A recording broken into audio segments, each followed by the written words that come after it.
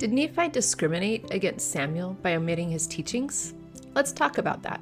Many have criticized Nephi or Mormon for not including the account of Samuel the Lamanite. And this criticism is based on 3 Nephi 23, 7 through 13, where Jesus asked Nephi's son Nephi to record a detail that was missed in the plates. Some have claimed that Nephi and Mormon failed to record any of Samuel's account, or that we just can't tell how much was not recorded. In particular, it's claimed that they may have done this because of their bias against the Lamanites. But when I read... we included all of Nephi's words, we didn't include Samuel the Lamanite's words. Is that Yes, he's a Lamanite. When I read the verses, what I see is that the omitted part was that many saints appeared. In fact, I don't see how this can be read otherwise. And Jesus said unto them, Howbeit that ye have not written this thing, that many saints did arise and appear unto many, and did minister unto them. You didn't record the fulfillment of his words. That's what Christ is saying they didn't record. Yeah.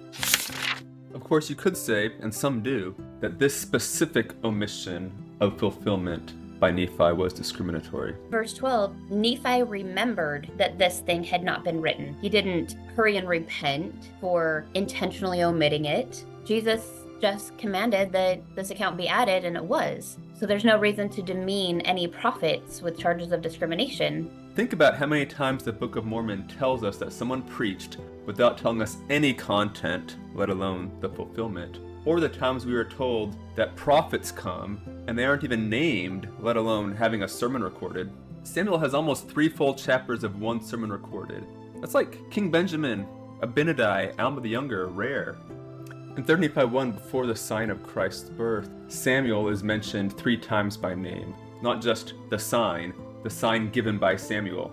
For a person that is supposedly excluded, that's a lot of inclusion. Instead of using the scriptures to motivate us to be better, if we're constantly reading our own culture, our own failings, our own tendencies back into the scriptures, then you make mistakes like this, like misreading what Christ is saying. Also, let's not forget whom we are presuming to be discriminatory or careless.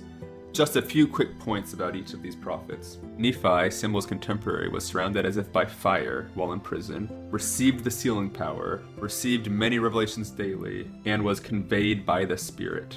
His son Nephi, the one that Jesus talks to in 3 Nephi 23, angels ministered to him daily, and it was not possible to disbelieve his words. He cast out devils and raised the dead.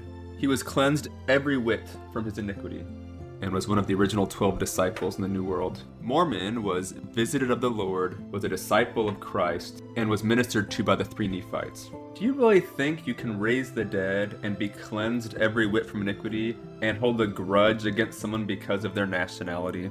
Put another way, if I accuse Nephi of being prejudiced, given what I know about me and what I know about Nephi, what is more probable? Nephi is being unfair to Samuel, or I am being unfair to Nephi?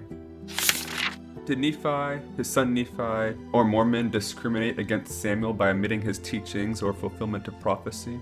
No, the scriptures are plain. The teachings were not omitted. One instance of a very recent fulfillment had not been recorded yet, and Jesus merely asked Nephi to do so, and he did. We hope this helps you follow Jesus Christ by following his prophets.